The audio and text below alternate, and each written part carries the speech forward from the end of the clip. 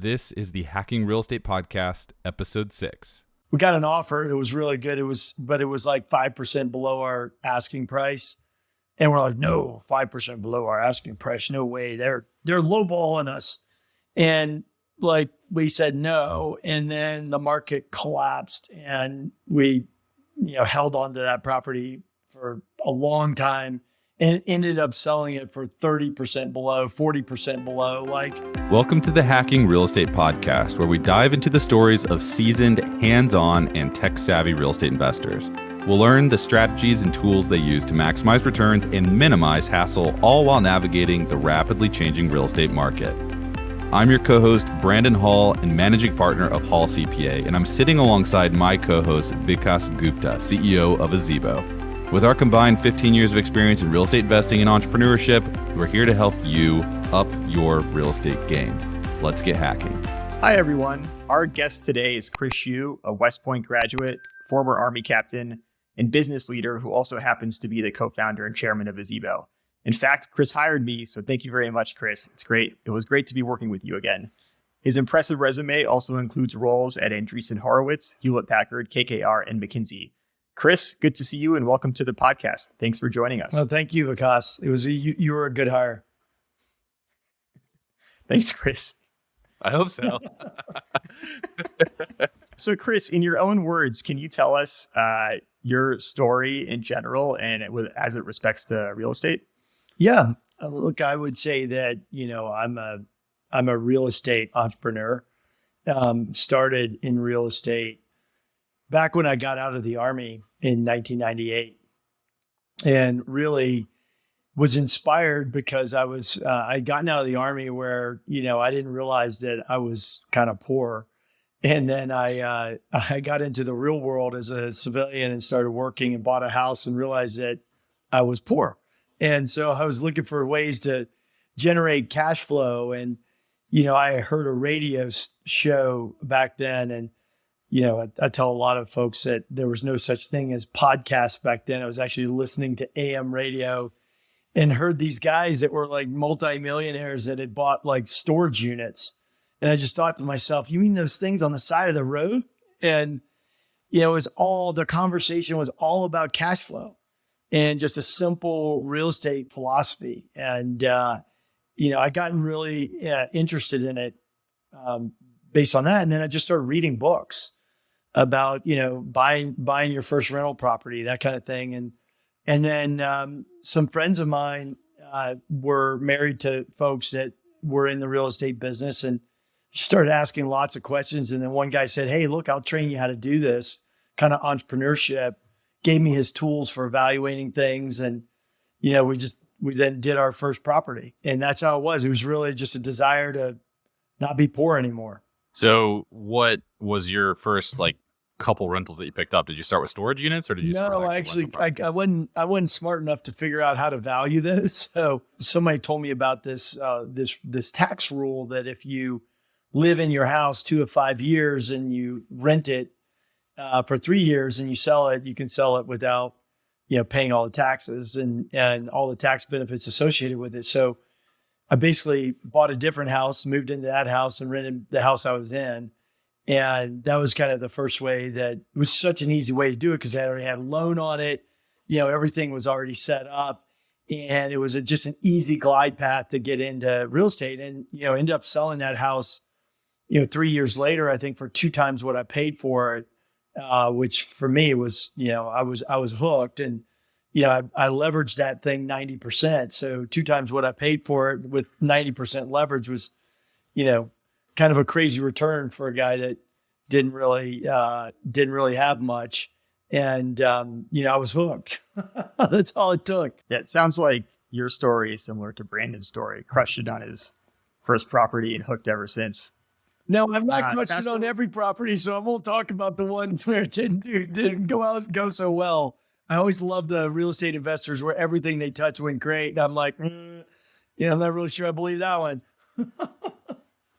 Well, definitely want to come back to that. But fast forwarding to today, what does your current portfolio look like? Yeah, it's funny. I've got a real mix of properties right now. And, I've got about 20 units across short-term rental, a vacation rental, an apartment building, and a single-family rental home, duplex. So I've got a good mix in the portfolio, and I think I put that on a couple of years ago, and I'm kind of evaluating, what I think the right path to go is, as far as where the market's headed and where I can actually really make money. So one thing that I think is really interesting and would be interesting for our audience is with your intense career, you still self-manage. Yeah. So can you talk to us about that decision and Yeah. how you ended up there? Yeah. So the self-managing thing it's a great question. I would tell you that I've done fully managed, and I have some managed buildings. So I have a mix in my portfolio, but I do largely self-manage. There are a lot of management firms that'll take anywhere from 10% of your gross to 50%. And, I've just found that like what happens oftentimes is when there's a problem, there's a plumbing issue, whatever, guess what happens? You're paying them 10% and guess what? You get the call. Hey, we've got a plumbing issue. What do you want me to do about it? And, I just got to the point where I'm like, why do I need you? And so in a lot of cases, like for instance, on the short-term rentals, you have to have a manager because it's just, there's so much turnover on those that you can't stay on top of it. For long-term rentals, where you have a year or longer lease, you can manage those fairly well. Especially with the tools like Gazebo and other kind of finding renters. And if you're buying a place in a good location, a lot of times they rent themselves. There's a shortage of housing. And, like we have an apartment building in Cincinnati, not far from the university. And, I don't think I've had a month of vacancy other than to remodel a unit. And, there's a sign on the building and we get calls all the time around that. So it really does depend on the nature of the asset and whether or not you have the time. Like nowadays with the Gazebo and all those other tools, you can automate a lot of stuff. And one of the things I love, finally, we got the whole application process and the onboarding flow in a Gazebo. So like once you get a tenant, all you need is their email and their phone number. They can apply online. You can do a credit and background check, and then that flows right into an application, the application and onboarding. And that it takes 2 minutes to do that. And so that's a big add. So I think that's part of it is I'm just not really sure that some of the managers take away the headache. And they take away the money, but then I'm not sure they take away the headache. So are you managing at a distance, or are your properties like local to you geographically? Yeah, my wife won't let me have any properties anywhere near our house. Oh, And you take self-managing to the next level. You're gonna be like, sweet, like never. They're all, and I do have a unique environment too, where I like my apartment building. I have it's not a typical property manager. I pay her hourly. And, if we have a turnover in an apartment or something like that, she'll do that for me. And she's great. But there's not like a monthly take because all the rent collection, everything else is all automated. It's really pick up the coins in the laundromat. If there's a plumbing issue, call the plumber. And by the way, she's got my Gazebo debit card. So like pay the plumber, it shows up in my Gazebo account. I tag it, label it, boom, it's done. And then I get a receipt from her. But that's just a much more efficient way to do things. How did you find your sort of local informal? Yeah, it's typical. Like you buy real estate agents, they all know them. I mean, we have a trusted agent that we bought a bunch of properties in Cincinnati through. And I said, look, I'd really like somebody that's not a property management firm. More of an independent person that I could pay hourly, that's dependable and reliable. And this woman in particular happened to be working in the real estate office, not a real estate agent, but more of support. And this is great income for her. It's just, she can make a decent amount of money, and it's all kind of in the area that she lives in. And she's super reliable, just a wonderful, wonderful person. And it's more of a personal relationship now than working with a big, large firm. And I think you could do that. Look, I mean, you could, I could scale my business with her. I could double it with her easily, and probably triple it. Because once you get a system in place, it's pretty easy. Mm-hmm. I mean, that's one of the key themes that we've heard, I think, consistently from all of our guests, is the importance of the team. And there's different constructs of that team, but the key theme is, like, no one is here doing it completely alone. And the other key theme is the importance of the real estate agent and how they can be your gateway into building your team and your broader support network, especially if you're doing it at a distance. For sure. So how did you find your agent then? Yeah, so it's interesting. So I've been looking all over the country for a place to buy rental homes.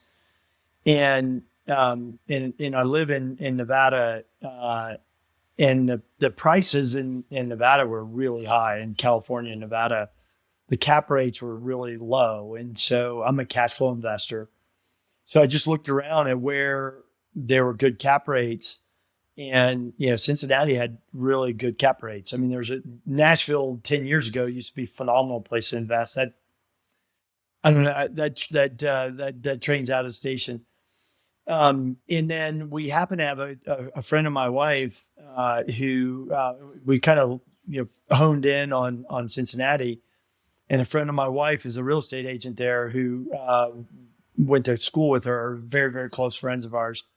So I called her and said, "Hey, look, I'm interested in investing, and do you do rental homes?" And then we just started the process. And it's so important, because all the contacts that I have in Cincinnati, I've never even seen the properties, all come from her.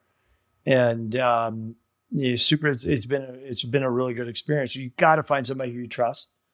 That's the most important thing. And trust is just key, because especially when you're buying these things at a distance, sight unseen, you got to know that the inspector that you're hiring is reputable and trustworthy.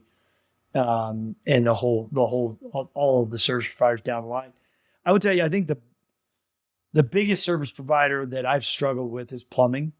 I think plumbing's tough. I mean, rental property, it depends on where it's at, but plumbing is my number one issue. So I want to back up to something you just said a minute ago. You said that Nevada, California, they had high prices, low cap rates. So you started looking around for markets that had better cap rates.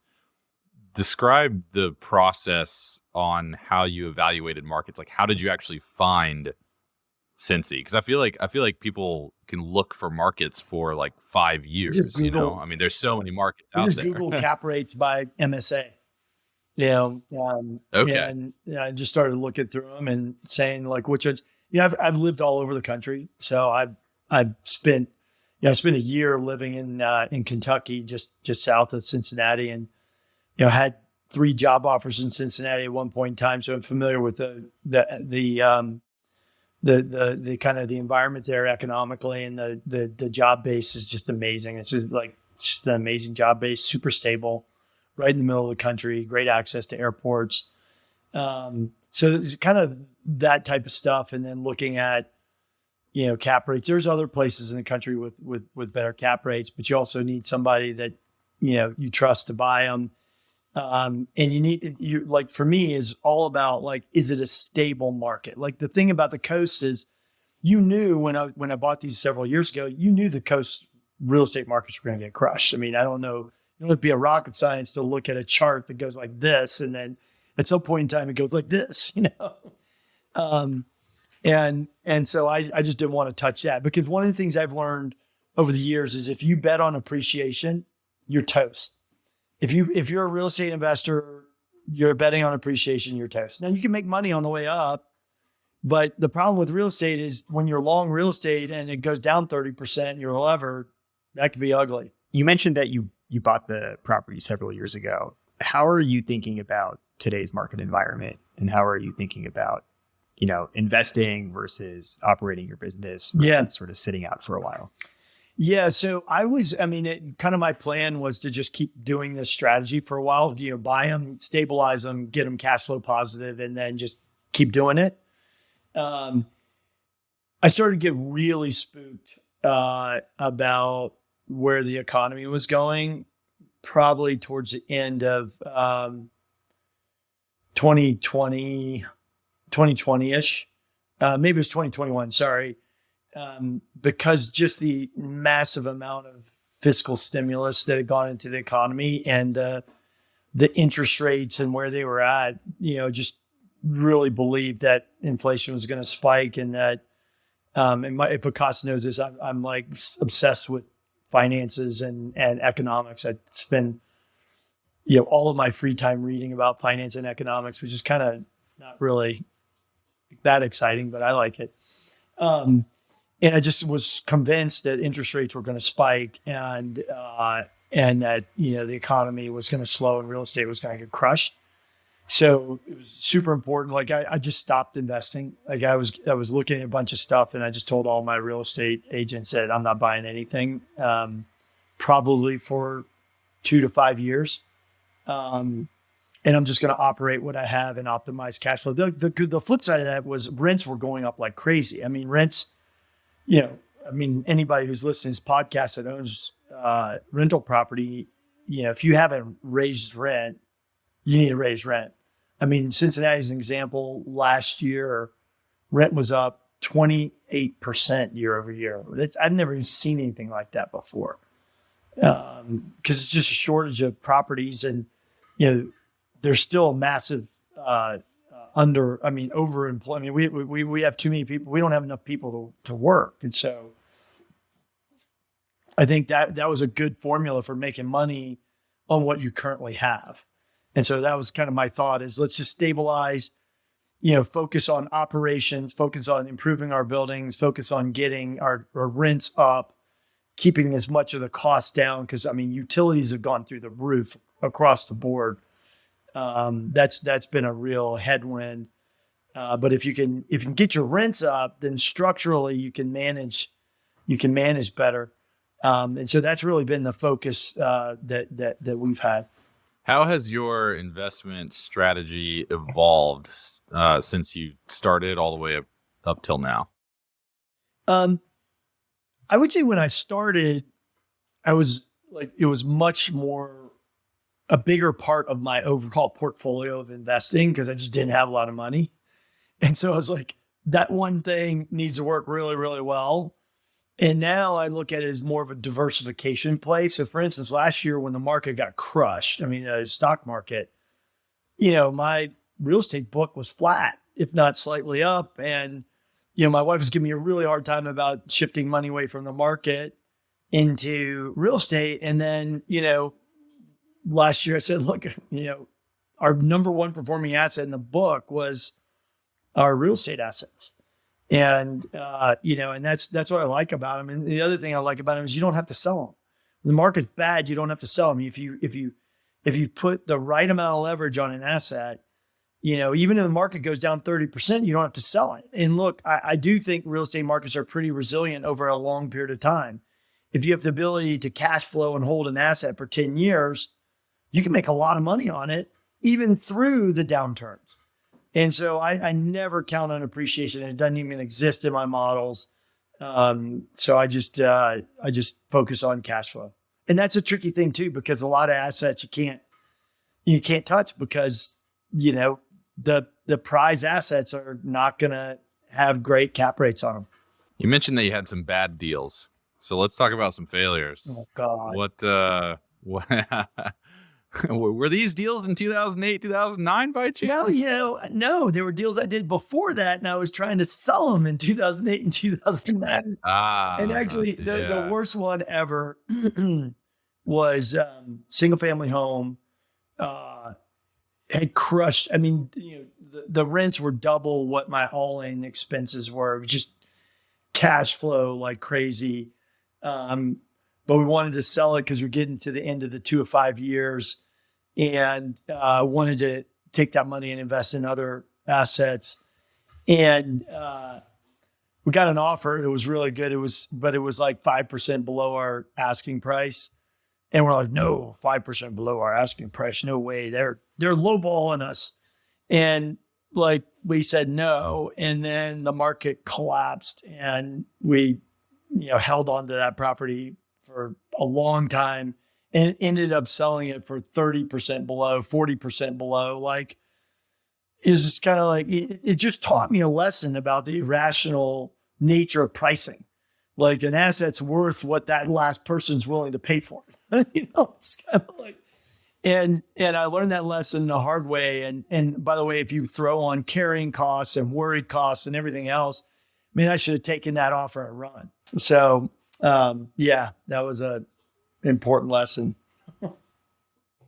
The other one I would tell you is like, roof issues and plumbing issues kill you. And they kill you. They kill your returns. And like, if a property looks great, but it has a roof issue, and make sure somebody goes and actually gets on that roof and looks at it, it's going to cost you a fortune. If it's got plumbing issues, you can't see plumbing.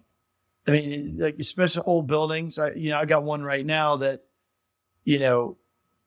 is just constant. Like, every 2 weeks, there's a major plumbing issue. And I probably poured 20 grand into this, in the last 2 years. Now, luckily, everything else about the building's working really well, but like, plumbing's eating up almost all of my profit.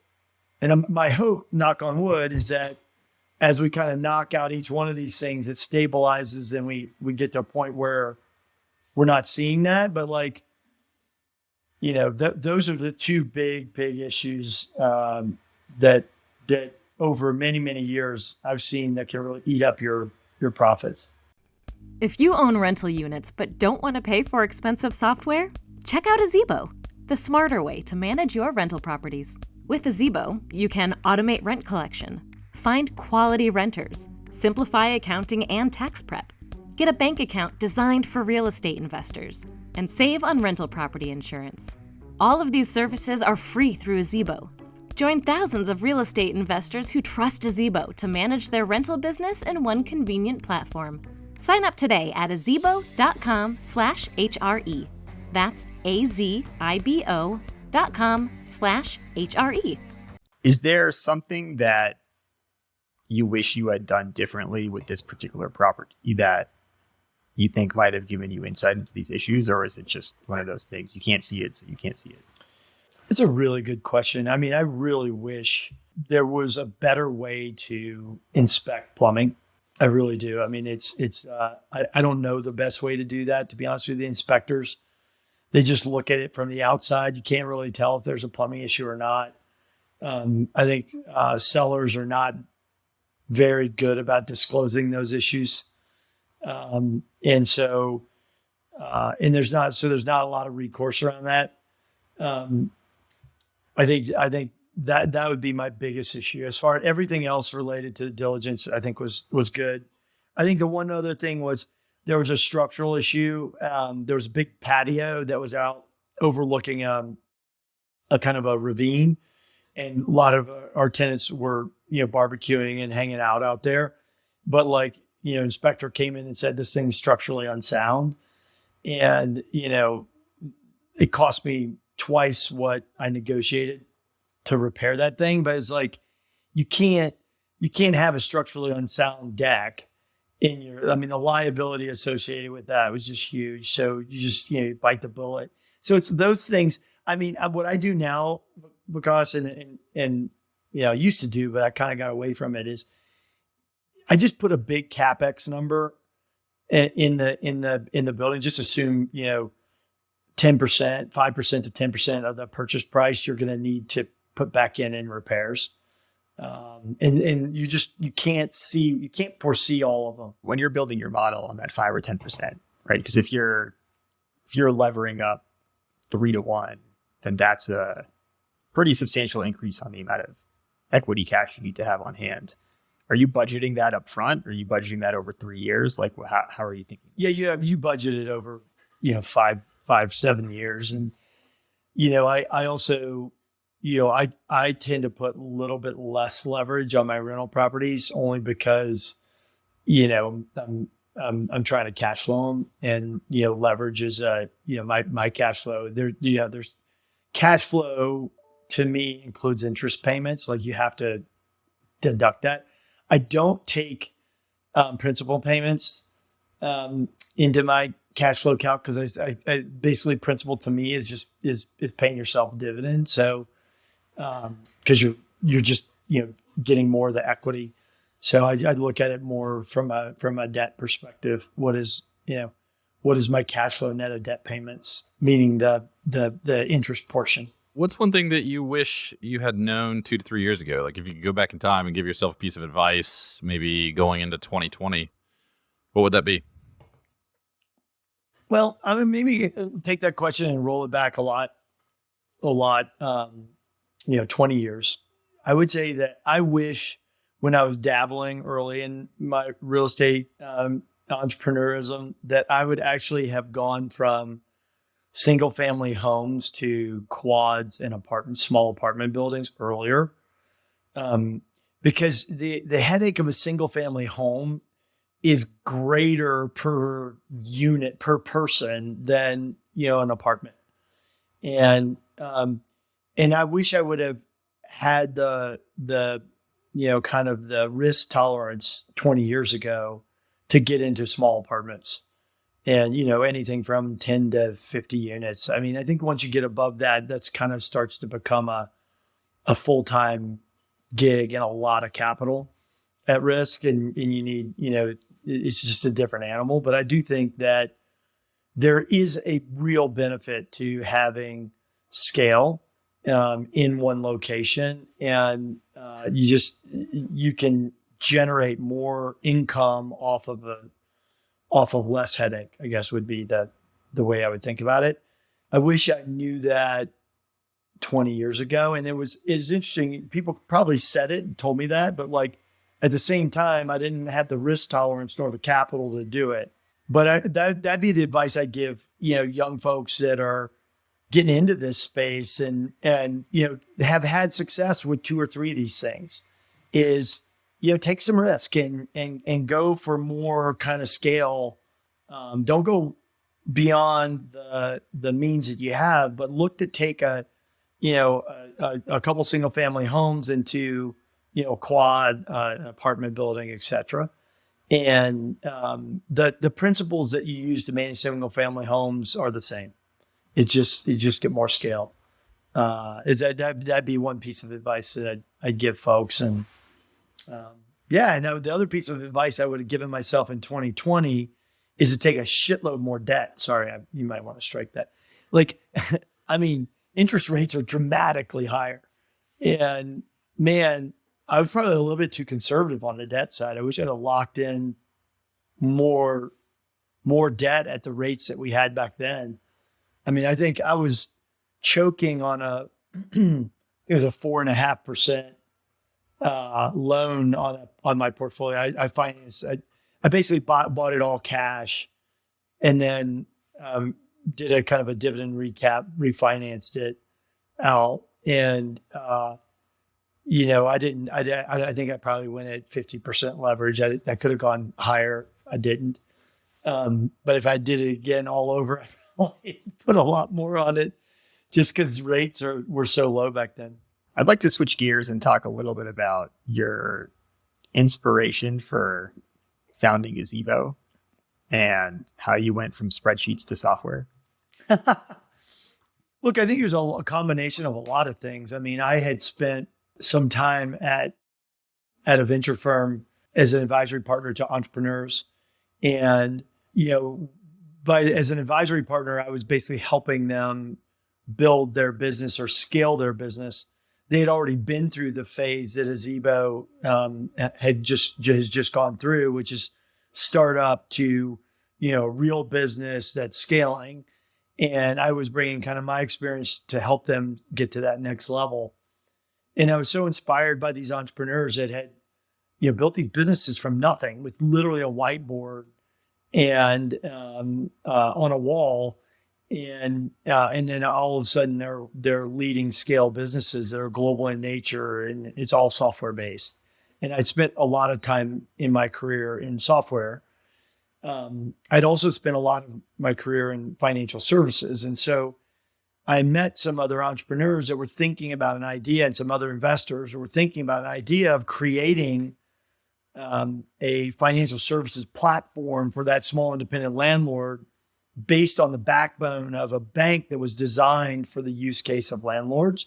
And given the intersection of like, being an entrepreneur in real estate, having spent a lot of time in financials and having built a lot of software, I thought, wow, this is what I want to go do. And, you go from a big high level concept of like, there's a gap in the market serving independent landlords with financial services to like, what the hell do we do? And, I jumped in and partnered up with some of these guys and got some funding from the venture capital community. And then, there was this kind of romantic period of excitement, like, oh my goodness, I'm going to go build this like amazing juggernaut of a company. And I'm an entrepreneur now. I'm not what I used to call myself as a wantrepreneur, and now I'm an entrepreneur. A wantrepreneur is somebody who wants to be an entrepreneur, but never does it. And, I kind of jumped in with both feet. And then I realized like, wow, there's a big idea here, but that's about it. What next? And I'll leave you with that. That was kind of a moment of truth. Yeah. Thank you, Chris. Well, the what next worked out well for me. That was what next when I realized I needed actually somebody who could like lead this whole thing.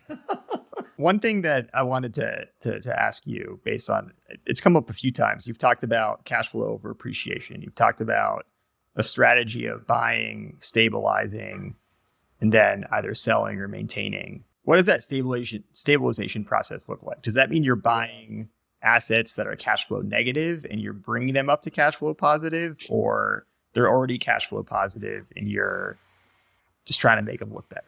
Yeah, that's a great question. So there's just, when you do a transaction where you have existing tenants, there's just a whole period that could last months of making sure you get the deposits right. Like, there's no easy way. As an example, is you buy a 20 unit building, 10 unit building, and making sure that all the records associated with that prior landlord are solid, and that you're then circling back with each tenant to make sure that what they think they have is what the landlord gave you. And that took us on my last apartment building, that took probably 6 months because the landlord had terrible records. And I was going back and forth with the tenants around, here's the receipt for the check that I gave in my cat deposit. It's like, that's not in. I think there's a real opportunity for a platform like Azibo to make that process super easy, where it's like the leaving landlord has to say, here's what I have for each one of these tenants. The tenant has to verify it. Then the gaining landlord gets all that information and it just flows right into the system. There's that. There's getting them onto a new rent collection platform. So the building I took over was all check. Well, I just immediately did overnight said, I don't accept checks at all. I hate checks. I hate them with a passion. Even though Azibo allows you to deposit the check. My wife came in my office the other day and she goes, there's a stack of undeposited checks on your desk. I was like, I'm sorry. It just is a pain. Whereas Azibo just goes in and I open the thing up and it's like, oh, there it all is. Done. I don't know about other landlords, but it takes me 3 months to deposit a check just because it's not that I'm lazy. I just have to log into my mobile app and then take a picture of it, but I gotta take it, do all this stuff and So anyway, so that's another thing. You got to get everybody on a payment system. A lot of tenants aren't used to using a payment system because landlords have been doing checks. So they have all kinds of issues. So then you're back and forth with tenants, making sure that all of that. Then, by the way, the next thing that happens, and Brandon, I don't know if you've seen this, but Then all of a sudden it's like, oh, here are all the maintenance things that we told the last landlord about that they didn't do. And you go through them and you're like, come on, man. Like it's stuff that when you have safety issues and like just basic functionality issues, my stove doesn't work. Well, that would have been nice to know. So you got to go through and you got to fix all of those things. Right.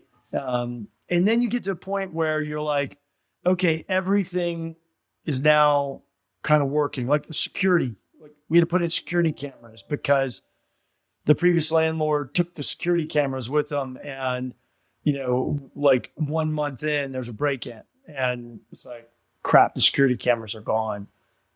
Switching over all the utilities, like it just that all takes, I don't know, 6 months to just get right, and then once that's right, and it's all automated, everything's right, like then it just flows. I don't know, Brandon, you probably had something to add. Yeah, no, I was going to comment when you were talking about you acquire a property and then you find out about all that deferred maintenance that the prior landlord did not do and also did not tell you about. I've had that same experience too. We picked up a 20-unit property, it's 10 duplexes on one big plot of land back in 2021, end of 2021. And yeah, that deferred maintenance, it was probably like 6 to 8 months of working through, I'll call them like maintenance tickets, if you will, but just getting all the systems back in operational order that were not when we thought that they were. So, and we learned a lot along the way too about how to conduct better due diligence on these larger mismanaged properties. So it's exactly, that's 100%. And I think once you get to a point where you're like, when's it going to ring? And it doesn't ring, you're like, oh, wow. Okay. Now, then you start getting into the issues that are just ongoing issues, like the plumbing issues, the tenant that doesn't pay.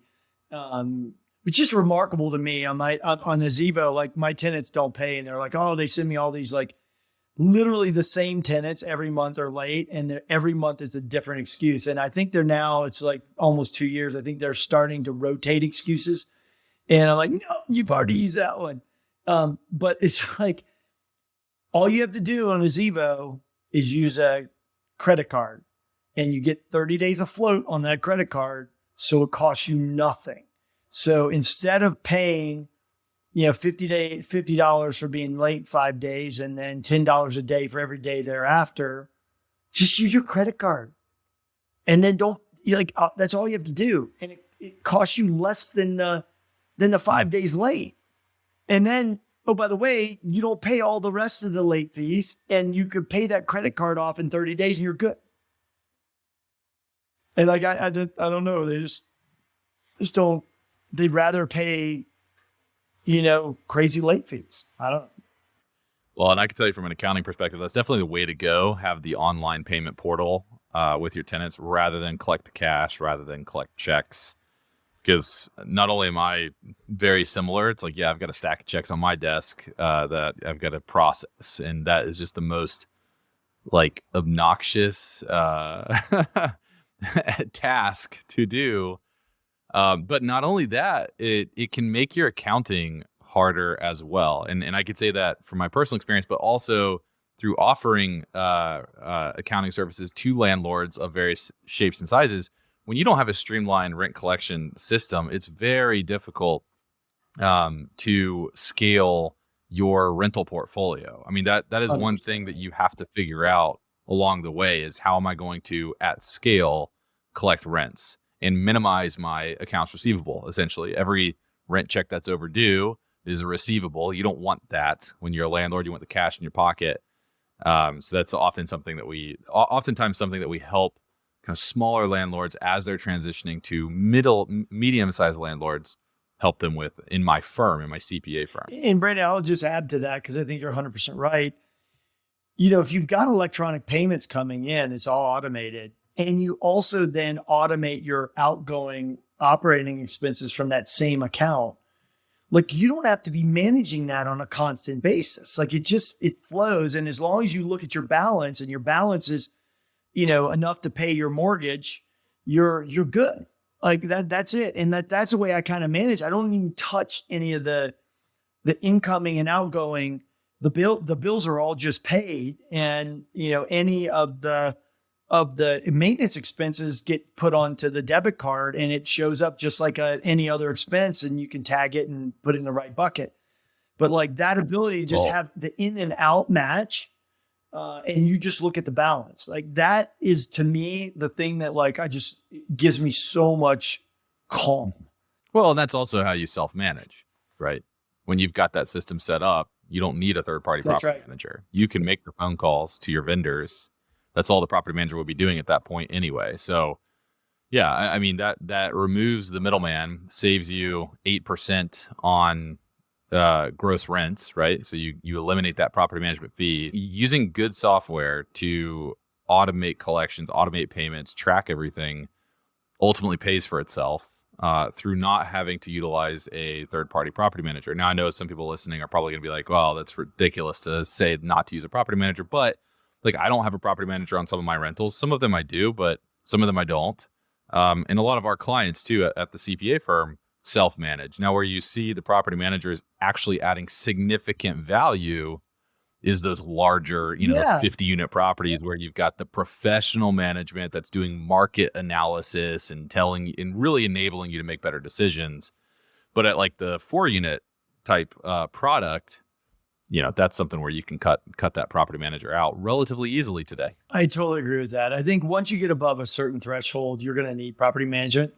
And, for the vast majority of the market that we serve, they're independent managed because, they essentially have anywhere from 5 to, 100 units. That once you get these things stabilized, like for instance, I don't even think about a sales strategy. I'm not like the assets that I am accumulating, once they're stabilized in cash flow and I have a system, just generate cash flow. Like my kids kind of make fun of me that I'm why are you doing all this? Like what? Cause they hear it from my wife and, and I'm like, oh, it's okay. If you don't want that in your inheritance, it's fine. I'll give it to somebody else. Well, great. This has been fantastic. I think lots of really good insight and tips and lessons for our audience. I think before we wrap, we'd love to do our 3 closing questions. Chris, so question number 1, what is your favorite book? And it doesn't have to be about real estate. The one that's top of mind right now is because I just gave it to my daughter to read, and it's a book I read in high school and I reread recently. It's Dale Carnegie's How to Win Friends and Influence People. It's an old, really dated book, and the examples that they use are like from the 20s, or I don't even know what period of time. But it is just so remarkably true on how to just create lasting relationships in today's day and age. And the reason it came up is like during COVID, I think we lost, and especially with all the video and everything, we just kind of lost that human connection. And so I listened, I read it. I thought it was formative in my childhood. And then I recently listened to it on podcast, and I just like the lessons were just amazing. And it just comes down to basic things like look people in the eye, face them, shake their hand, treat them with respect, like really truly make people think that you care about them genuinely. Say please and thank you. I just summarized the whole thing. There's a lot more to it, but like I'm the reason why I'm excited about this is because I've got 2 teenage daughters and a younger daughter, and they're going into this world and they live in this digital Insta whatever. I don't even know all the stuff that they use anymore. And they're like this all the time. And I'm like, no, put that down and look people in the eyes and shake their hand and say, hello, I am so-and-so. And anyway, so I was more focused on it for them. And then it was something that I just remembered, oh my goodness, this is like truly one of the best books I've read about leadership, business, interpersonal relations. So thanks. Yeah, I think my dad gave me that book when I was in high school too. See, hopefully that's going to continue to be a tradition. I certainly will. Maybe middle school if they're ahead of the curve. The second closing question, which we've touched on quite a bit, is, Are you an appreciation investor or a cash flow investor? Or what do you think is more important when investing? And you've clearly said cash flow multiple times. So instead of rehashing that, is there any final thing you want to add with respect to cash flow versus appreciation? I just think the friends and a lot of friends that I kind of hobby real estate invest in, the ones that have gotten in the most trouble were ones who put a lot of leverage assuming appreciation. And, I just think the combination of an appreciation model with leverage is dangerous. Leverage is a double-edged sword. As I mentioned earlier, you can make a ton of money when you lever up. You can also lose a ton of money. So I would just say that would be something to really think about. Don't listen to the hype. I remember when we were investing, we started this little kind of club in like 2005, and everybody was like, "Oh, you lever up, and you like the market's going like this." And I was like, "I'm a cash flow guy," and I was like the loser in the corner of the room, like the cash flow guy. That's the cash flow guy over there. And everybody else was like buying condos on the beach in Florida, sight unseen, levered up, auctions, kind of craziness, and they all lost a ton of money. And I was like, "I'm a little cash flow investor. Remember me?"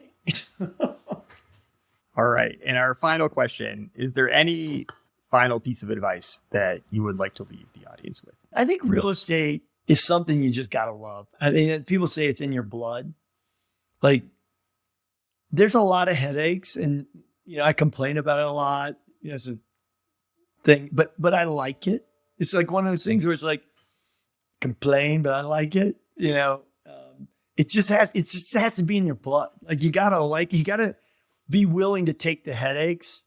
And then, I also like people. And so like being able to evaluate like a tenant, like a great thing that I love is like when you get a credit report from a tenant, somebody who you thought they were going to be the perfect tenant, and you get the credit report and you're like, "Whoa, time out. Thank God I'm not doing that."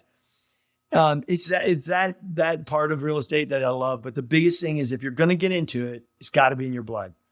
It's got to be something that you love doing. I don't know, Brandon, if you have a similar perspective. Yeah, well, I kind of take that approach with anything that I get involved in. Just knowing myself, and it's interesting hearing you say it too. I thought it was just a me problem, but like I can't get excited. If I can't get excited about something, then I'm not going to do a good job executing whatever is needed to make that thing successful. So I'm very much same page with that. If you're not like excited about real estate, if you're not going to go read 15 books on how to make it all work, if that doesn't sound interesting to you, if you're not going to go and call up local landlords that you're aware of and take them out to lunch, if all that sounds boring, then real estate's probably not for you. Great. Well, thank you so much, Chris. I think this has been an amazing episode. We really appreciate you joining us. No problem.